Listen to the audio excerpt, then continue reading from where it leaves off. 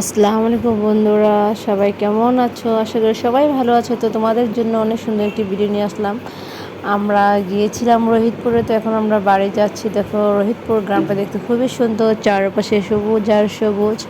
তো এই কদিন অনেক প্রচুর পরিমাণ গরম পড়েছে, এই জন্য ভাবলাম যে গ্রামীণ পরিবেশে যাওয়াটা খুবই প্রয়োজনীয়, কারণ এখানে গাছপালা বাতাস অনেক সুন্দর পরিবেশ। এর জন্য আমরা রোহিতপুরে গিয়েছিলাম বেড়াতে। তো আসার দিকে ভাবলাম যে না, একটা ভিডিও করা উচিত, তোমাদের সাথে শেয়ার করা উচিত। এর জন্য আমি তোমাদের সাথে এই দৃশ্যগুলো শেয়ার করতেছি। তো দেখো কত সুন্দর, চারপাশে সবুজ আর সবুজ। তো গতকালকে বৃষ্টি হয়েছিল, তো এর জন্য দেখো গাছপালাগুলো আরও বেশি সতেজ হয়েছে, আর রাস্তাঘাট তো খুবই সুন্দর দেখতে।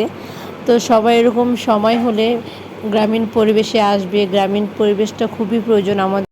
তো আজ আমি বাসায় গিয়ে একেবারে শর্টকাট একটা রান্না করব, ইলিশ মাছ দিয়ে লাউ, কারণ গরম পড়েছে, এটা খুবই প্রয়োজনীয় খাবার হবে আমাদের জন্য।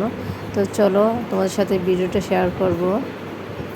তো বাসায় এসে দেখো আমি মাছটা ভেজে নিয়েছি সুন্দর করে, আর সাথে নিয়েছি লাউটা সুন্দর কেটে নিয়েছি। আমি আর কিছু করব না, আমি লাউ দিয়ে ইলিশ মাছ রান্না করব, কারণ এটা আমার খুবই ভালো লাগে খেতে, আর এটা খেলেও শরীরটা খুবই ঠান্ডা লাগে। তো এই জন্য আমি শর্টকাটে এই রান্নাটা করে নিচ্ছি, কারণ যা গরম পড়েছে রান্নাঘরে আসাটা খুবই মুশকিল। তারপর তো আসতে হবে পেটের জন্য, কিছু করার নেই।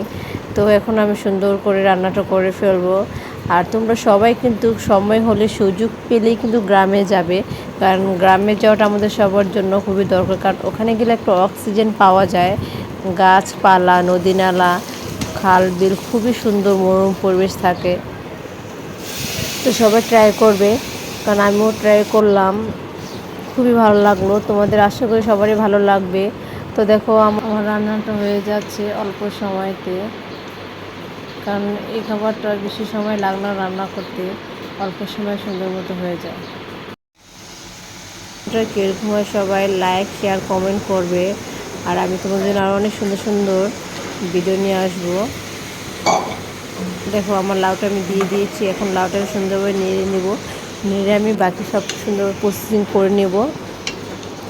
আর সবার কিন্তু উচিত এই গরমের ভিতরে লাউ খাওয়াটা খুবই দরকার। তো সবাই গরমের ভিতরে লাউ খাবা, লাউ দিয়ে সবজি খেতে পারো, মাছ দিয়ে খেতে পারো, যে কোনো কিছু দিয়ে খেতে পারো। দেখো আমার লাউ দেখো কত পানি এসে পড়েছে।